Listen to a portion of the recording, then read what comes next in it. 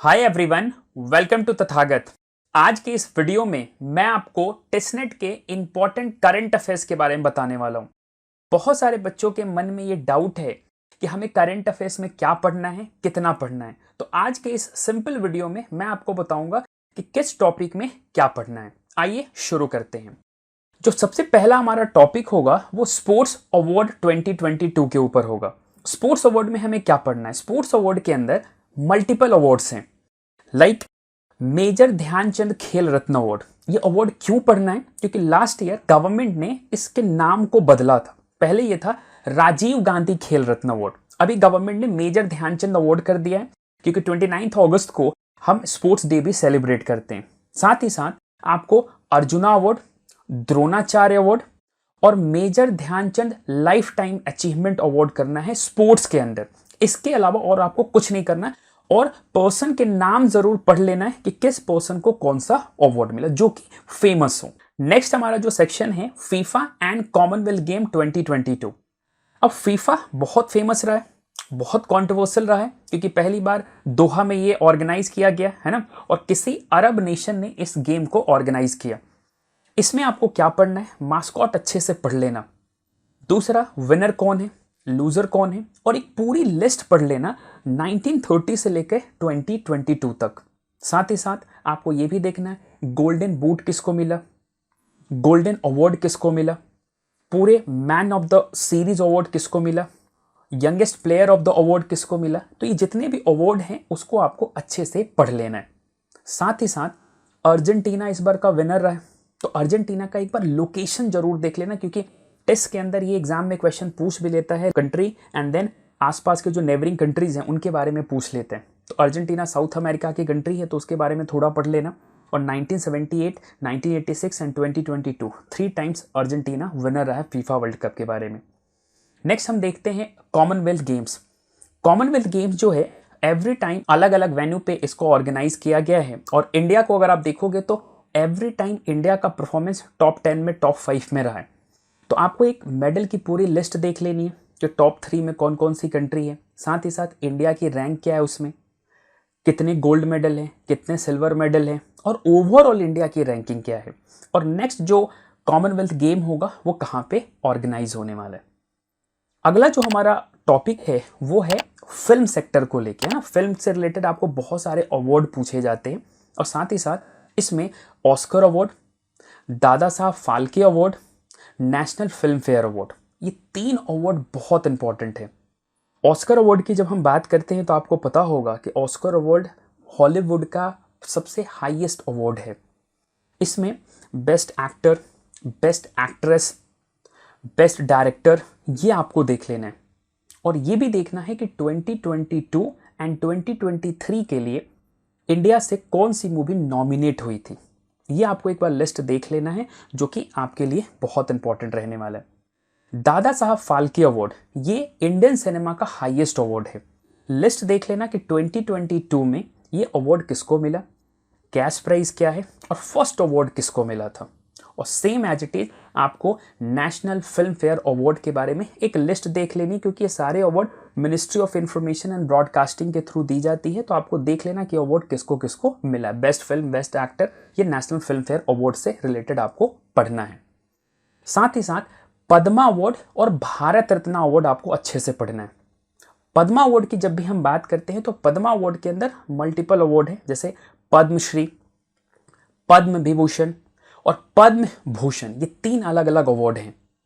अब ये अवार्ड की जब आप लिस्ट फाइंड आउट करोगे ना, तो मोर देन 120 प्लस आपको अलग अलग पर्सन मिल जाएंगे डिफरेंट फील्ड के। अब आपको सब कुछ नहीं करना है, उसमें से देखना है पद्म विभूषण जरूर अच्छे से पढ़ लेना, क्योंकि वहां पे 3-4 लोगों को ही मिलता है। ये सेकंड हाईएस्ट सिविलियन अवार्ड है हमारे देश का, और किसी फेमस स्पोर्ट्स पर्सन, किसी फिल्म स्टार, किसी पॉलिटिशियंस, किसी इंटरनेशनल पॉलिटिकल लीडर को अगर कोई अवार्ड मिला है तो ये एक लिस्ट आप फाइंड आउट करके आप देख सकते हो। अगर हम बात कर लें भारत रत्न को लेके, लास्ट जो हमारे प्रेसिडेंट है प्रणब मुखर्जी, उनको ये अवार्ड मिला है। तो आपको एक लिस्ट देख लेनी है कि 1954 से लेके 2029 तक किस किस को ये अवार्ड मिला है। साथ ही साथ एपीजे अब्दुल कलाम, लता मंगेशकर और कुछ फेमस जो पॉलिटिशियंस हैं इंटरनेशनली, उनका देख लेना किस ईयर में ये अवार्ड मिला है, ये आपको कभी मैच द फॉलोइंग में पूछ लेते हैं, ठीक है। नेक्स्ट जो हमारा सेक्शन है वो नोबेल प्राइज के ऊपर है। यहाँ से एग्जाम में क्वेश्चन एक पूछ ही लेता है। लास्ट टाइम आपने देखा होगा कि आपको लिटरेचर से क्वेश्चन पूछा है। इसमें 6 डिफरेंट फील्ड में अवार्ड दी जाती है। सारे फील्ड को नहीं पढ़ना, आपको सिर्फ लिटरेचर पढ़ना है, पीस पढ़ना है और इकोनॉमिक्स का नोबेल प्राइज पढ़ना है। और कौन कौन से देश इसमें पार्टिसिपेट करते हैं in terms of award distribution. तो इतना अगर आप कर लोगे तो आपको कोई और अवार्ड करने की जरूरत नहीं पड़ने वाली। नेक्स्ट हमारा टॉपिक है कोविड-19 एंड हेल्थ रिलेटेड इशू। अब इसमें आपको क्या पढ़ना है? आपको पता है कि पिछले 2 to 3 ईयर्स से कोविड-19 हमारा पीछा नहीं छोड़ रहे, और इस बार भी आप देख लोगे कोविड का आउटब्रेक हो चुका है चाइना और अदर कंट्रीज़ में। तो आपको बस कोविड से रिलेटेड क्या देखना है, एक डेफिनेशन अच्छे से पढ़ लेना। एपिडेमिक, पेंडेमिक और एंडेमिक क्या है, इन तीनों में डिफरेंस क्या है, और वर्ल्ड में कितनी वैक्सीन को अप्रूवल मिला है। जैसे मॉडर्ना है, फाइजर है, इंडिया की कोवैक्सीन है, कोविशील्ड है, और किस देश ने कौन कौन सी वैक्सीन को बनाया है वो एक देख लेना। मैच द फॉलोइंग में लास्ट ईयर आपसे पूछा हुआ एग्जाम में, अगर आप 21 के टेस्ट नेट के अगर आपने पेपर देखा होगा तो। दूसरा है हेल्थ रिलेटेड इशू। आपने देखा होगा कि इस बार पहली बार किसी एनिमल का हार्ट ट्रांसप्लांट किया गया एक ह्यूमन बीइंग के अंदर, है ना। और बहुत सारे रीसेंट डेवलपमेंट हुए हैं मेडिकल के फील्ड में। तो वो जो रीसेंट डेवलपमेंट हुए हैं वो आपको एक बार थोड़ा सा देख लेना है। प्लस विटामिन से रिलेटेड आपके एग्जाम में क्वेश्चन पूछ लेता है कि विटामिन ए की कमी से, बी, सी की कमी से कौन कौन सी बीमारी होती है। कुछ फॉर्मूला वगैरह पूछ लेता है कि सोडियम क्लोराइड, कैल्शियम क्लोराइड, इसका फॉर्मूला पूछ लेते हैं। तो बहुत ही बेसिक फंडामेंटल है, आप कहीं से भी देख के इसके बारे में अपना प्रिपरेशन कर सकते हो। नेक्स्ट हमारा जो टॉपिक है वो वुमेन इन न्यूज़ है। अब वुमेन इन न्यूज़ में आपको क्या पढ़ना है? आपने देखा होगा कि first time steel authority of India की जो फर्स्ट फीमेल हेड को अपॉइंट किया है गवर्नमेंट ऑफ इंडिया ने, मिनिस्ट्री ऑफ स्टील ने अपॉइंट किया है। And the most important, United nation security council में इंडिया की फर्स्ट फीमेल रिप्रेजेंटेटिव को, फर्स्ट नहीं कह सकते हो, ये शायद थर्ड फीमेल रिप्रेजेंटेटिव हैं, रुचिका कंबोज। उनका नाम आपको पता होना चाहिए क्योंकि इंडिया की तरफ से वो रिप्रेजेंट कर रही हैं पूरे 193 कंट्री को। तो वो आपको एक बार आप देख सकते हो। Plus securities exchange board of India में भी फीमेल का अपॉइंटमेंट हुआ है, उसकी न्यू चेयरमैन का अपॉइंटमेंट हुआ। देन बॉम्बे स्टॉक एक्सचेंज में जो कंट्रोवर्सी रही है उसके बारे में थोड़ा पढ़ लेना कि कैसे कंट्रोवर्सी हुई, और आपने देखा होगा कि बाबा के चक्कर में और क्या क्या चीज़ें हुई, बहुत ज़्यादा न्यूज़ में रहा है। ICICI बैंक के जो चंदा कोचर हैं वो भी बहुत ज़्यादा न्यूज़ में रही हैं। और एक बार फोर्ब्स की पूरी लिस्ट आप लोग पढ़ लेना, उसमें वुमेन्स के रैंक देख लेना, है ना। वुमेन का रैंक नंबर 1, नंबर 2 कौन है, इंडिया से कौन है, मोस्ट पावरफुल वुमेन कौन है इंडिया की तरफ से। ये एक ओवरऑल अगर आप डेटा पढ़ लोगे तो मुझे लगता है कि इससे आपके एग्जाम में क्वेश्चन नहीं छूटने वाला। नेक्स्ट हमारा जो टॉपिक है act and important judgement of Supreme Court. अब एक्ट्स के बारे में सबसे पहले समझ लो कि आपको क्या पढ़ना है। जैसे लास्ट 1-2 सालों से अगर आपने देखा होगा तो इंडिया में फेक न्यूज़ बहुत तेज़ी से बढ़ा है। जिसको जो मन में आता है यूट्यूब के ऊपर एंड व्हाट्सएप के ऊपर फेक न्यूज़ स्प्रेड करना शुरू कर दिया है। गवर्नमेंट ने इसको रेगुलेट करने के लिए कुछ अमेंडमेंट्स लेकर आए। 2013 में इंडिया में IT एक्ट बनाया गया, और उस IT एक्ट के अंदर जो सेक्शन 66A है उसको आप अच्छे से पढ़ लेना। वो हर एक पर्सन को एम्पावर्ड करता है कि digital media and social media कैसे यूज़ करना है। आपने देखा होगा कि ट्विटर, यूट्यूब, व्हाट्सएप, फेसबुक कैसे कंट्रोवर्सी हुई ministry of information and broadcasting के अंदर कि गवर्नमेंट ने कहा है कि आप कंप्लायंस ऑफिसर बनाना होगा, कंप्लेंट ऑफिसर बनाना होगा, कि कोई भी फेक न्यूज़ का आप सोर्स हमें बताओगे। तो ये ज़रूर पढ़ लेना कि कौन से IT रूल्स गवर्नमेंट ने ड्राफ्ट किए हैं इन सब चीज़ों को रेगुलेट करने के लिए। Next, important judgement of Supreme Court. और सिर्फ इंडियन सुप्रीम कोर्ट की बात नहीं हो रही है, आप UK सुप्रीम कोर्ट ले लो, US सुप्रीम कोर्ट ले लो, आप पाकिस्तान के सुप्रीम कोर्ट ले लो, बहुत सारे हिस्टोरिकल जजमेंट आए। अभी रिसेंटली नेपाल के भी सुप्रीम कोर्ट ने एक हिस्टोरिकल जजमेंट दिया, अगर आपने देखा होगा फ्रेंच किलर को लेके। तो आप ये ज़रूर पढ़ लेना। और इंडिया में EWS को लेके सुप्रीम कोर्ट ने एक लैंडमार्क जजमेंट दिया कि यस, EWS का जो 10% रिजर्वेशन है वो कंटिन्यू रहने वाला है। तो बेंच के बारे में देख लेना कि कौन उस समय CGI थे, किस जज ने उसको वो जजमेंट दिया। अबॉर्शन को लेके सुप्रीम कोर्ट ने नंबर ऑफ वीक्स को बढ़ा दिया है कि आप मैरिड और अनमैरिड दोनों को इक्वली राइट होगा कि अबॉर्शन करवा सकती हैं। तो वो देख लेना कि जजमेंट कहाँ से आया। यूएस सुप्रीम कोर्ट ने अबॉर्शन को लेके अभी एक बहुत हिस्टोरिकल जजमेंट दिया है। तो जितने भी इंपॉर्टेंट जजमेंट रहे हैं लास्ट 1 ईयर की, वो डेफिनेटली आप लोग एक बार जरूर पढ़ लेना। कोलिजियम को लेके, इलेक्टोरल बॉन्ड को लेके, डीमोनेटाइजेशन को लेके, ये सारे प्रोसीडिंग चल रहे हैं सुप्रीम कोर्ट में। प्लीज़ एक बार आप इनको जरूर विजिट करना। नेक्स्ट हमारा जो टॉपिक है, रिसेंट अपॉइंटमेंट में आपको देखना है कि जैसे इंडिया में बहुत सारे भी रिसेंट अपॉइंटमेंट हुए हैं। स्टील अथॉरिटी ऑफ इंडिया में बहुत सारे रिसेंट गवर्नर अपॉइंट हुए हैं, जैसे वेस्ट बंगाल के नए गवर्नर अपॉइंट हुए हैं, दिल्ली के विनय कुमार सक्सेना अपॉइंट हुए, है ना।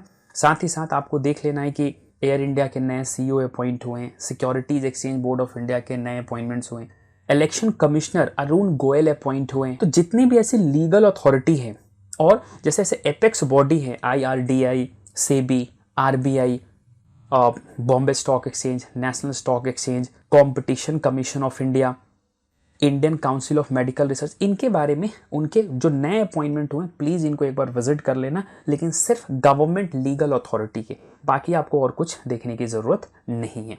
नेक्स्ट हमारा टॉपिक है बुक्स एंड ऑथर्स। और अब बुक्स एंड ऑथर्स के ऊपर आप आओगे तो बहुत सारे बुक्स लास्ट 1 ईयर में पब्लिश हुए, इंडिया में भी, इंटरनेशनली। तो अगर आप लिस्ट ढूंढोगे तो बहुत लंबा होगा और आप उसको पढ़ भी नहीं पाओगे। तो सबसे सिंपल सोल्यूशन क्या है? सोल्यूशन ये है कि आप जितने भी इंटरनेशनल लिटरेचर अवार्ड हैं उसको आप गो थ्रू कर लो। इंडिया के कॉन्टेक्स्ट में आपको क्या देखना है? साहित्य अकेडमी अवार्ड देख लो। वर्ल्ड के कॉन्टेक्स्ट में आपको देखना है Man Booker prize, international Booker prize, Pulitzer award जो यूएस में दी जाती है, प्लस रमन मैग्सेसे अवार्ड। और अगर थोड़ा आपको देखना है तो आप जो हमारे इंडिया के जो कुछ पॉलिटिशियन हैं, कुछ मिनिस्टर हैं, कुछ फिल्म स्टार हैं, उन्होंने भी अपनी बुक लिखी है, ऑटोबायोग्राफी लिखी है, बायोग्राफी लिखी है, उसके बारे में थोड़ा पढ़ लो। हरदीप सिंह पुरी ने लिखी है। हमारे जो एजुकेशन मिनिस्टर, डेफिनेटली ये ज़रूर पढ़ लेना, जो धर्मेंद्र प्रधान है हमारे एजुकेशन मिनिस्टर, उन्होंने भी 2 बुक लिखी है। और प्राइम मिनिस्टर ऑफिस की तरफ से भी 2 बुक रिलीज़ की गई हैं। तो ऐसे जितने भी बुक हैं उसकी आप लिस्ट आप ढूंढोगे, आराम से आपको मिल जाएगा। और हमारे जो स्टूडेंट्स हैं उनको तो मैंने वो बुक की लिस्ट प्रोवाइड की है, तो आप चाहेंगे तो वहाँ से आप बुक की पूरी लिस्ट कंप्लीट कर सकते हैं। अब आपको जो लास्ट टॉपिक पढ़ना है वो है इंटरनेशनल एंड नेशनल अफेयर्स। अब नेशनल अफेयर्स में क्या पढ़ोगे? रिसेंटली लास्ट 6 to 7 मंथ में जो रिसेंट में जो भी अफेयर्स हुए हैं उसके बारे में आप पढ़ लेना। जैसे इलेक्टोरल बॉन्ड्स को लेके बहुत ज़्यादा न्यूज़ में है ना। रिसेंट जो भी इलेक्शन हुए हैं, जैसे हिमाचल प्रदेश में, तो नए सीएम कौन बने, वहाँ के गवर्नर कौन है, नंबर ऑफ एमएलए और एमपी की सीट कितनी है, same as it is Gujarat में आपको देखना है। और अपकमिंग इलेक्शंस कहाँ कहाँ पे होने वाले हैं, तो ये आप देखोगे। प्लस साइक्लोन की एक अलग से आप लिस्ट बना लोगे कि कौन कौन सा साइक्लोन इंडिया में हिट किया है, एंड कितने ऐसे इंटरनेशनल जो प्राइम मिनिस्टर, प्रेसिडेंट या कोई ऐसा फॉरेन डेलीगेशन इंडिया की विजिट पे आया है, तो वो एक बार आप ज़रूर देख लेना। और साथ ही साथ गवर्नमेंट ऑफ इंडिया और किसी और देश के साथ अगर हमारा कोई फ्री ट्रेड एग्रीमेंट साइन हुआ है उसको ज़रूर आप अच्छे से पढ़ोगे। अब आते हैं इंटरनेशनल अफेयर्स में। कुछ कंट्री है जो अभी कॉन्टिन्यू न्यूज़ में है ना। आपने देखा होगा कि जैसे यूक्रेन कॉन्टिन्यू न्यूज़ में, तो यूक्रेन के बारे में थोड़ा पढ़ लेना। रशिया यूक्रेन वॉर को अपडेट कर लेना कि क्या क्या रिसेंट अपडेट हुए, ये वॉर कब शुरू हुआ, है ना। कुछ मिसाइल्स के बारे में न्यूज़ में रहता है, उसके बारे में थोड़ा आप पढ़ लेना, रशिया यूक्रेन वॉर। साथ ही साथ टर्की का नाम चेंज हो गया, क्या है नया नाम वो पढ़ लेना। काजाकिस्तान ने अपना कैपिटल चेंज किया है। इंडोनेशिया ने अपना कैपिटल बदलने की बात कही है और 2024 से इंडोनेशिया अपना नया कैपिटल अडॉप्ट करने वाला है।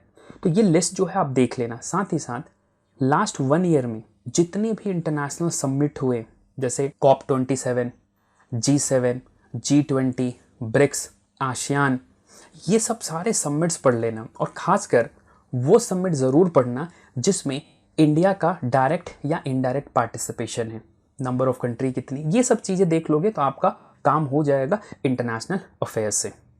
तो आज के इस वीडियो में मैंने आपको इंटरनेशनली और नेशनल लेवल पे जितने भी इंपॉर्टेंट करंट अफेयर्स के टॉपिक हो सकते हैं वो मैंने आपके साथ डिस्कशन किया। अगर आपको ये वीडियो अच्छा लगा तो आप इसको लाइक, शेयर एंड सब्सक्राइब करें। और नेक्स्ट वीडियो में मैं आपको स्टैटिक जीके से रिलेटेड टेस्ट नेट का जो भी इंपॉर्टेंट टॉपिक होगा वो मैं आपके साथ डिस्कशन करूंगा। Thank you so much.